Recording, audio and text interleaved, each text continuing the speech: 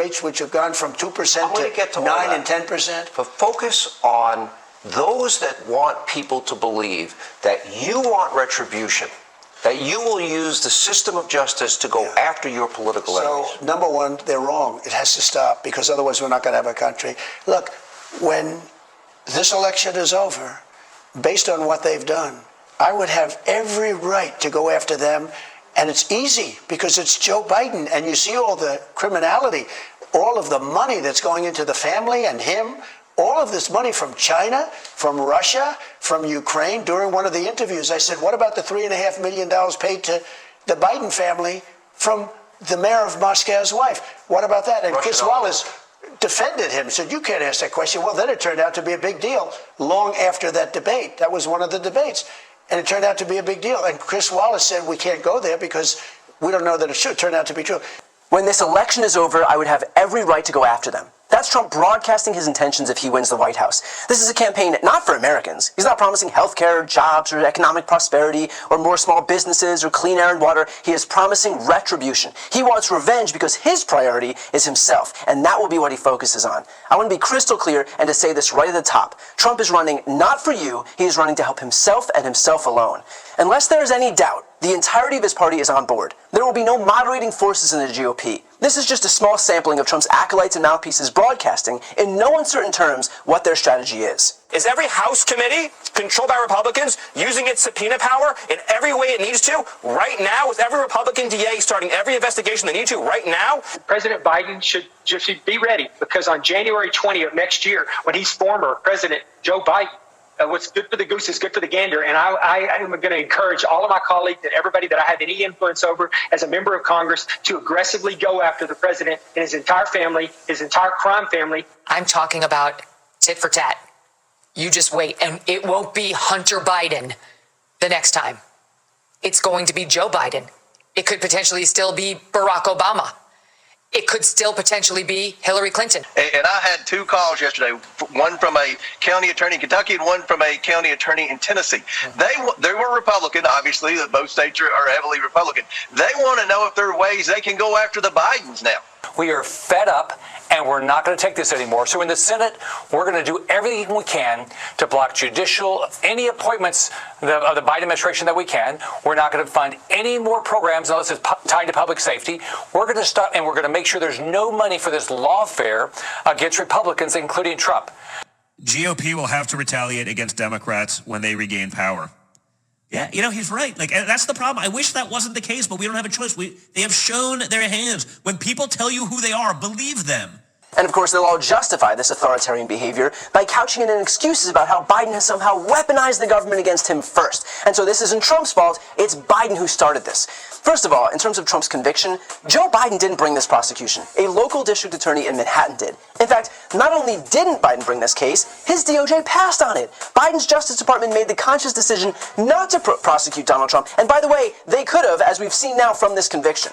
And beyond that, my God, take some responsibility. It was not Joe Biden's fault that Donald Trump had an affair and paid a porn star hush money and falsified business records to hide those payments, which, by the way, he knew was a crime because he had Michael Cohen make those payments for him. Otherwise, why not just make them yourself? Again, he knew what he was doing. Also, notice how no one on the right complained when Michael Cohen went to prison for his involvement in the scheme. But suddenly convicting the guy who directed this scheme is a bridge too far? Give me a break.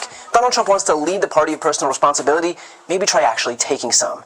And yet still, there will be guys like Republican Jason Smith desperately trying to shoehorn this narrative into the mainstream. Congressman, Donald Trump suggests that he could prosecute his political rivals if he's elected president again. Roll tape.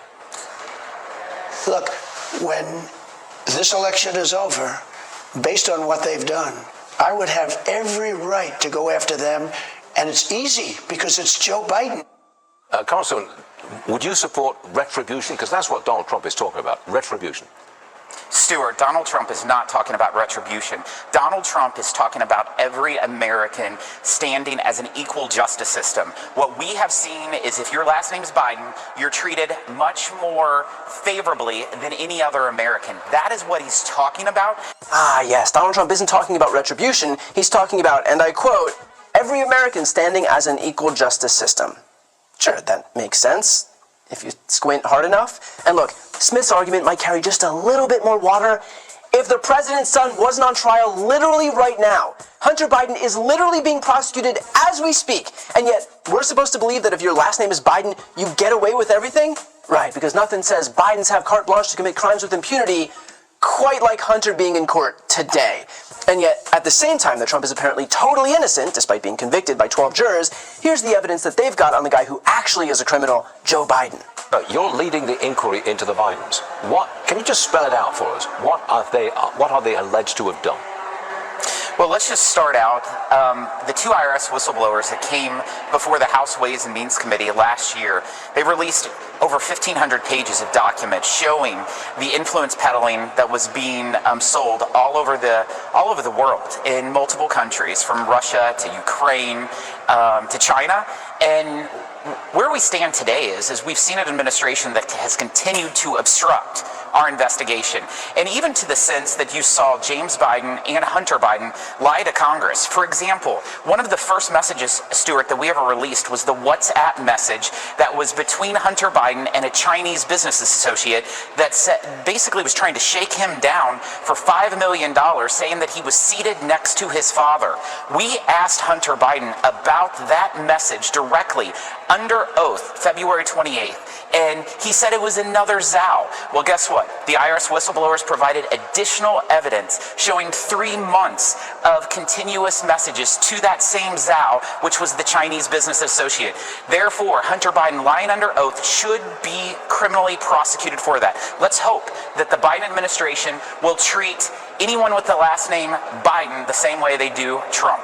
Okay, so you've got two IRS whistleblowers who came before the House Ways and Means Committee. Yeah, you've got this 1023 form, but if you add up 1, 0, 2, and 3, you get 6. 666, sign of the devil. And then out of nowhere comes Hugo Chavez. The demon rats want you to think he's dead, but is he? And then Chinese bamboo fibers really give the whole game away. And then in midair, Joe Biden diverts Air Force One to Burisma headquarters to pick up a suitcase. In the suitcase, 8 million secret ballots. So you see, the puppy was like industry in that they were both lost in the woods, and nobody, especially the little boy, society, knew where to find him. Which begs the question, is Hunter Biden even real, or is he a front for the deep state? Think about that. And so in conclusion, while there might not be evidence of his crimes, the Biden crime family deserves to rot in prison for all of eternity. You guys got all that, right? So look, these are fundamentally unserious people who are so steeped in partisan hackery that they can't even see how much of a joke they look like right now. They're claiming that an evidence-free investigation that's lasted 15 months and uncovered quite literally nothing is proof of the greatest crimes against this country in its history, and yet 34 unanimous criminal convictions that 12 jurors agreed upon is somehow no big deal. Yeah, no, that makes total sense. In the meantime, I'll repeat my point from the top. The choice this November is perfectly clear. Vote for a guy who's looking to make life better for Americans, or vote for a guy who's looking to make life better for himself. As far as choices go, it doesn't get easier than that. I've got a really exciting announcement. I've written a book. It's called Shameless. This book explores how Republicans have exploited their historical branding while attacking our democracy, how the media has proven itself a willful participant, and how Democrats can learn from this to rebalance the political scales and save our democracy. It has been a lifelong dream of mine to write my own book, and so I'd like to ask you to pre-order it by clicking the link right here on the screen. And if you buy within this pre-order period, your book is going to come with a signed nameplate. As you know, I've never had a single sponsor on my channel. I don't ask for money or anything like that, but if you're looking for a way to support me, this is hands down the best way to do it. So again, follow the link right here on the screen, and thank you from the bottom of my heart for pre-ordering Shameless. And as always, make sure to subscribe to see more of my content.